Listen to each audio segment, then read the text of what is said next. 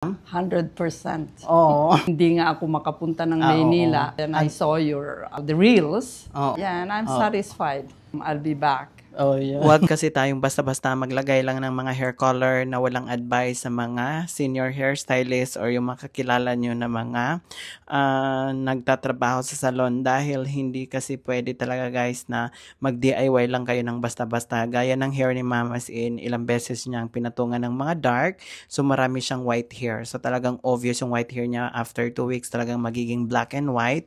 So gusto niya talaga i-correct yung hair niya, dahil yun gusto niya mag-blend yung pinaka-white hair niya sa mismong pinaka-hair color, dahil marami na nga siyang white hair. So ito yung sinasabi ko sa inyo na mas better na meron talagang fashion color ang merong white hair, dahil hindi siya obvious na mga after 2 weeks yung pinaka-white, hindi siya yung talagang obvious na white na gaya ng dati ng before niya, nagiging parang black and white.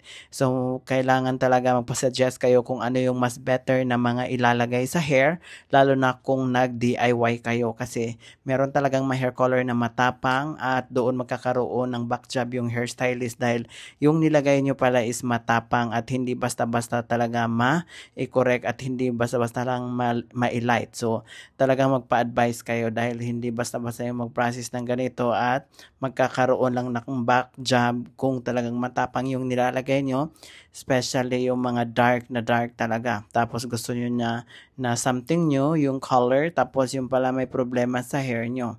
Dahil yun nga, hindi basta-basta matatanggal yung dark. So yun yung before at ito yung after.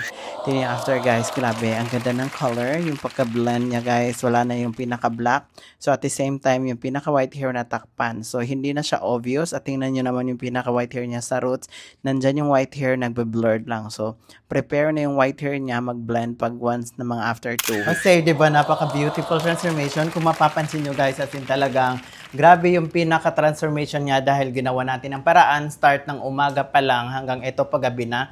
Dahil meron siyang nilagay na dark. So yun guys, talagang grabe yung pinaka-foil niya, dahil back-to-back foil. Tapos hanggang sa na-reach natin yung pinaka-gusto niya na light. So ito guys, as in, yung pinaka-regrowth niya, kung mapapansin nyo sa harap, as in talagang nagbe-blurred lang siya. So, yun yung pinaka-importante once na marami tayong white hair. So, kailangan i-blurred lang natin.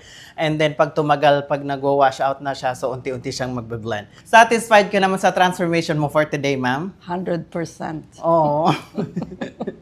So, nakikita mo lang talaga yung yung pinaka-vlog namin, ma'am. Picture. Yeah. Yun lang, with your address.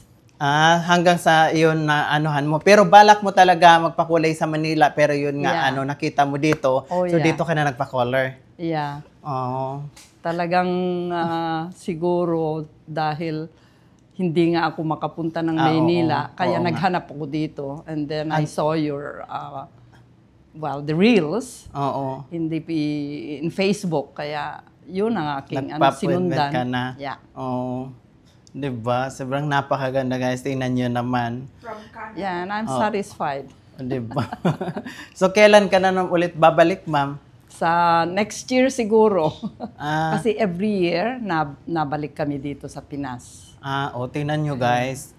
Galing pang ibang bansa si ma'am, pero inaantay niya na magpakulay na lang sa dahil meron din siyang karanasan na kahit sa abroad, yun sinasabi ko sa inyo, mapa-abroad man yan o malayo man yan sa palop ng mundo, kung hindi ka satisfied at hindi masunod yung gusto mong color, as in, useless lang talaga. So, gagastos man lang tayo ng mahal, so piliin natin yung pinaka-trusted hairstylist natin at yung mga nagugustuhan natin at mas susunod.